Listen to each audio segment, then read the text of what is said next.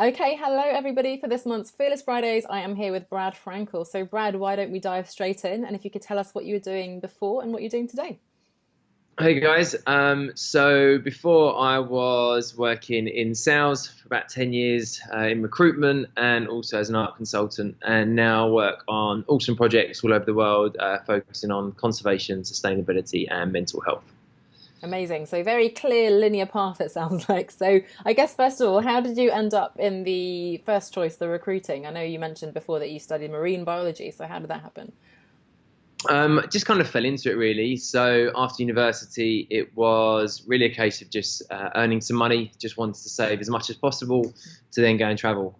So yeah, a friend was working locally and just said that it's really easy, get involved. And I worked there for just under 2 years. And then when I hit a certain amount, I then went off traveling for about 18 months. hmm And then what happened when you came back? Again, just fell into just never been one to sit still, so I was straight back into recruitment. And then after a bit of time, I went into art consultancy. So I was an art consultant about 4 years, and it was then really during that job realised that it wasn't all about money and need to do something that had much more purpose and impact behind it. And was there a particular trigger? Was that just sort of a gradual process that you came to realize that, or did it happen suddenly?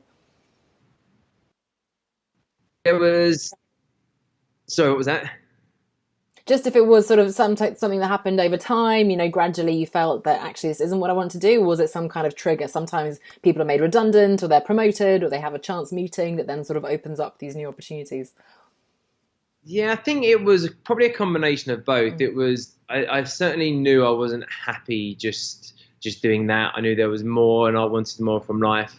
And it wasn't about the money for me. And it was that kind of just kept chipping away at me over a few years. And then for me, it was kind of one probably client visit in particular. We would sell quite expensive artwork, so we would take it to their homes. They could see it in situ.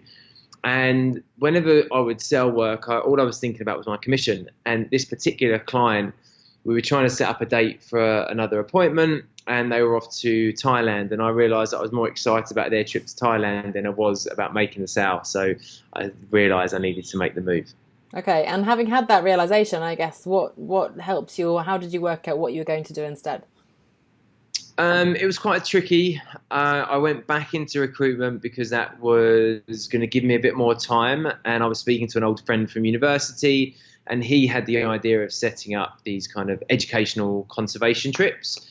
And with my travel experience and passion for travel, it seemed like a really good partnership. So that was the kind of, I guess, a stepping stone to go back into something that was a bit easier, not as kind of time constraint. So I could spend a bit more time setting up the other project. hmm And what challenges did you come face to face with? It sounds again like you landed quite naturally onto an idea, and it sounds all very exciting. But what were the difficulties you faced? Oh, everything. I mean, like, it's funny because you read books and you listen to podcasts and articles, and kind of every problem I think that I've certainly read and heard about, we went through, from problems with cash flow. There was one issue once we used an image and we thought we credited it, and we had Getty Images after us, who were really nice about it because they realised how innocent we were. We had problems with names and branding and marketing, so many issues. And there's times where we kind of kicked ourselves and kind of get frustrated and look back and think, oh my God, how long did it take? And we certainly learned the hard way. But I think that journey in itself, as cliche as it sounds, it's testament to how passionate we are about it, because all of those obstacles, just kind of the tenacity and passion and determination we've got for what we're doing, we wouldn't have got through them, and we wouldn't be where we are today if we didn't keep fighting for it. That's a good way of looking at it, so we don't get too demotivated by all the obstacles and the inevitable ups and downs. Yeah, and there certainly was times where, I mean, confidence was completely knocked and low self-esteem, and you question absolutely everything. Did you make the right move? Is the product or service you're offering right? Is the audience right? And it's quite often at those like really low moments, there's just that kind of glimmer of light, or it's just something happens that just kind of really sort of helps you get back up and keep going. I think that's often the hardest moment is just before that massive breakthrough, isn't it? So if you can just hold on a little bit longer, then you're going to sort of level up and find the solution. So did you just kind of struggle through and help each other out and learn by trial and error, or how did you get the support? How did you both have the confidence and resilience, but also perhaps the concrete business building skills, marketing, that kind of thing, to make it happen? I think, a combination of both of our skills, really. So our first programs were focused towards students that Ian used to teach, so animal behaviour ecology students. We then realised that actually what we did was really suitable for a lot of secondary schools, so getting into that market was quite new. I think my recruitment skills paid off, and that kind of business development and sales helped. But I think ultimately it's people, and it's just us as people and who we are. And the difficulty with schools as an audience is getting into them. But once we got in front of them and they could see who we were and they could see how passionate we were, they kind of got on board to what we were about. And it's still difficult. It's always difficult breaking into new schools. And for us now, we're kind of working on adult projects. Schools have got so many different obstacles, whereas working with adults and working on those adult trips, it's, you want to come? They're like, yeah. It's like, cool, let's go. It's a different market. Okay. And you said that you had this incredible passion and purpose and that was really worth working towards. So now that you have that, what's the best part? Is it everything that you hoped it would be? I'd say it's bigger, actually, and we're still on that journey. As I said, we started with conservation. Conservation led into sustainability. We got that point back then without even realising, which led us to becoming a B Corporation.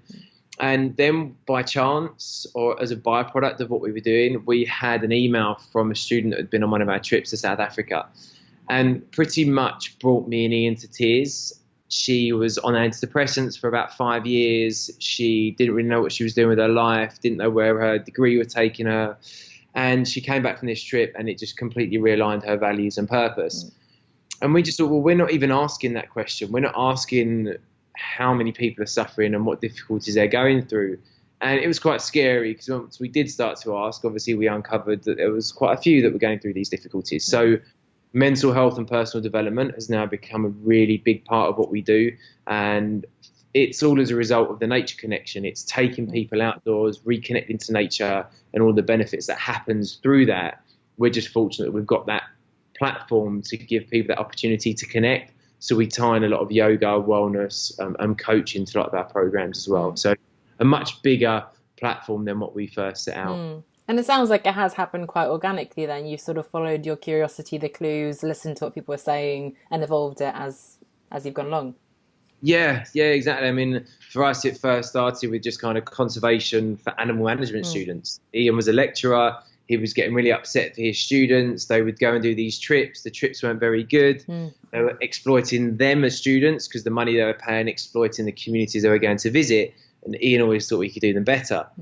Then we sort of led on to sustainability and realised, well, actually, we're doing some really cool stuff. We're having a positive impact on social projects, environmental projects. And then, as you said, naturally, we kind of then found out we were doing a lot around personal development and mental health. So we're looking at measuring and tracking that change and how we can help people. I think that's something that's really important for people to hear, because it's easy to just sit behind a computer and try to come up with the perfect business model and idea. And as much as, business coaches and experts and things can guide you, there's only so much you can do in theory. And as you said, if your friend found this problem and he thought we can do better, starting there and actually then just being quite flexible, adaptable and going with what you've seen, that's fantastic. And just getting your hands into it. And as you said, talking to people, listening and going from there. So that's really exciting that you're doing so well. How long have you been running the organisation now? So we started looking into the projects about 6-7 years ago, and I've been full-time now 4 years this summer. Amazing. Congratulations. And would you say there are new, both, I guess, challenges and positives now that you're into maybe a second or third stage? Obviously, there's that first transition, which is challenging in itself. But, once you're actually onto a successful model and now you're into it full-time, are you seeing sort of a different level of challenge that you're having to get to grips with? Yeah, definitely. I think, the academic trips we run have now taken on a kind of much bigger realm in terms of the sustainability consultancy we're doing with schools. but now looking into kind of new markets within the kind of adult independent trips. We just had people along the way saying, oh my God, these projects sound awesome, can I come? And then we said, well, actually, let's start looking at projects for adults. So for us, it's now kind of coming over those hurdles of marketing and communications. We're not very good at it. We're science geeks that like to travel. So now trying to get into the world of online marketing, content marketing, social platforms is a bit of a new area for us. Yeah, that's another hurdle that we've got to come. Well, science geeks that like to travel sounds like a pretty catchy marketing catchphrase for you right there, if that's something you want to jump on. So yeah, we'll give that a go. Yeah, well, absolutely. It's in the next phase of learning, isn't it? So I'm sure you'll find the answers as you have done so far. So I guess, what would you say to someone who's that person who is sort of looking at maybe hearing this and going, oh wow, I'd love to do something like that, or longing for that trip to Thailand or whatever it might be? How should they get started? What's the best advice you can give them now with your many years of experience? I think when it comes to kind of creating change, you want to do it in a way that, sometimes you need that real, like, okay, sod it, I'm doing it and I'm just jumping in, but also to be tactical with it, not to make kind of stupid decisions and go out on a complete whim with something that's got no research and no sort of back into it, because, it might flop, and obviously we learn and grow so much from those failures. But if you know something's there, if you know there's an opportunity and you're passionate and determined, and if it's got purpose and impact behind it, it will happen. So in that situation, jump, give it a go. I'd say in most situations, you can always come back to doing what you were doing before, and rather give something a go than just sit there thinking what if all the time. Yes, absolutely. And that's quite an interesting point that you made. So when you did go full time, what was it? Had you sort of set yourself a specific income target that you wanted to get before you went in? Was it a bit of a leap of faith? How safe did you feel when you went all in with the business? If I look back now, we didn't have much in terms of sales or forecasts, so it was quite a big jump, and probably wouldn't have been, in the same position now, certainly. So it was a bit of a scary jump at that time, but I was so ready and so passionate and excited that those elements didn't even come into play at the time. You knew you'd make it work. Yeah. Amazing. Well, thank you so much for your sharing your story. Where can we find out more and perhaps get involved? What are your various online footprints, I guess? So company's Flugelbinder. So the name's quite a tricky one. But Flugelbinder. Where does that come from, by the way? I was curious. Is there a story there? It's from an old film, Tom Cruise, Cocktail in the 80s. So it's the plastic agate. Oh, the guy. Yeah, absolutely. I watched that a few weeks ago. And then our new adult projects are projectchangeu.com. Amazing. Well, thank you so much, Brad. I'm really excited to hear that you found your purpose, and hopefully other people can find their Flugelbinder as well. Thanks very much. Cheers. Thank you, Brad. Take care. Bye.